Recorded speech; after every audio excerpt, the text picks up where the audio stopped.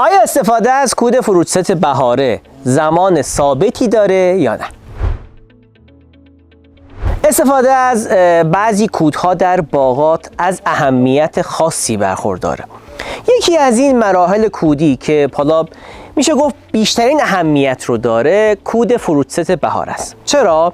چون که فروت ست بهاره تأثیر مستقیمی روی گلدهی و باردهی داره. ما درخت رو، حالا اینکه نهاله، درخت رو برای چی میکاریم؟ برای بحث باردهیش. کمیت و کیفیت گلدهی رابطه مستقیمی با چی داره؟ با کود فروت ست بهاره. ما معمولا توی باغات مشکل آنچنانی گلدهی نداریم. یعنی عمده گلهایی که روی درخت هست، یعنی از لحاظ تعداد تشکیل میشه. عمده ترین مشکلی که ما در باغات داریم عدم تبدیل گل به میوه است. یعنی ما گلدهی خیلی زیاد داریم در ابتدای بهار، ولی آنچنان که باید و شاید تبدیل گل به میوه رو نداریم. چیزی که روی این بحث خیلی میتونه تاثیرگذار باشه استفاده از کود فروت ست بهاره یا همون فروت ست. حالا ما کود فروت ست رو فقط و فقط به یک نوع میتونیم استفاده بکنیم. کود فروت ست بهاره فقط و فقط به شکل محلول پاشی استفاده میشه.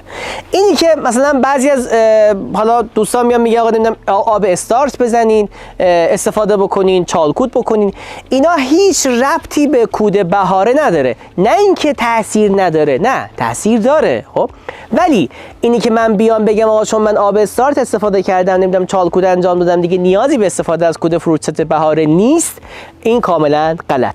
خب بریم با هم بررسی بکنیم که ما از کود فروت ست بهاره کی و چجوری که گفتیم کی باید بیایم و استفاده بکنیم. زمان استفاده از هر کود رو نوع کود میاد و مشخص میکنه. حالا با توجه به این اصل اساسی، اگر ما بیایم از کودهای شیمیایی یا ارگانیک در بحث کود فروت ست بهاره استفاده بکنیم، مطمئناً زمان استفاده از کود فروت ست بهاره میتونه تغییر پیدا بکنه.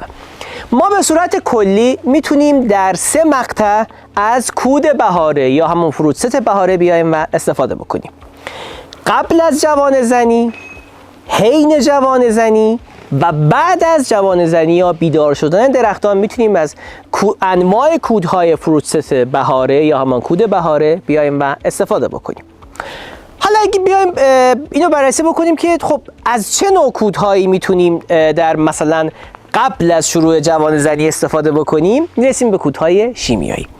یعنی اگر فروت ست بهاره که شما استفاده میکنین شیمیاییه، حتما باید قبل از جوان زنی، یعنی تقریبا یه مقداری حالا بعد از این تایم، خب یعنی اگه دوستان اینو بتونن بگیرن، یه مقداری مثلا بعد از این تایم، خب یه مقداری که بیشتر از این بیدار شد، میتونین بیاین و از کود بهاره شما استفاده بکنیم.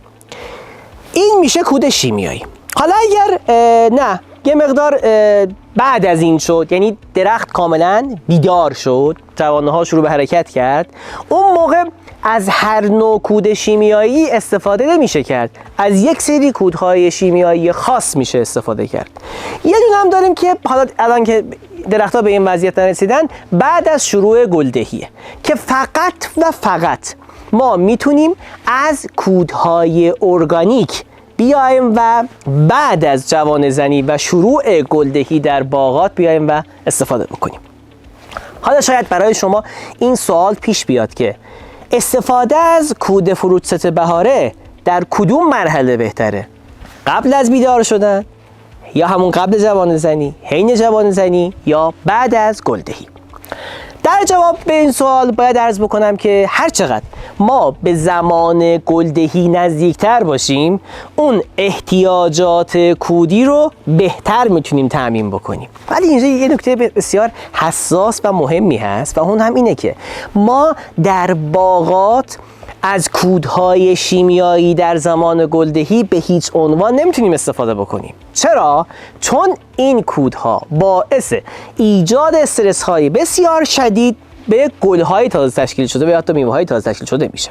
پس ما اگر میخوایم که از بهترین کودهای فروت ست بهاره با بیشترین بازدهی استفاده بکنیم، حتما باید بیایم و از کودهای بهاره ارگانیک در زمان گلدهی یا آغاز گلدهی به صورت محلول پاشی استفاده بکنیم. خب بیایم مطالبی که تا اینجا خدمتتون عرض کردیم یه جمع‌بندی بکنیم. ما گفتیم که استفاده از کود بهاره یا فروت ست بهاره خیلی مهمه.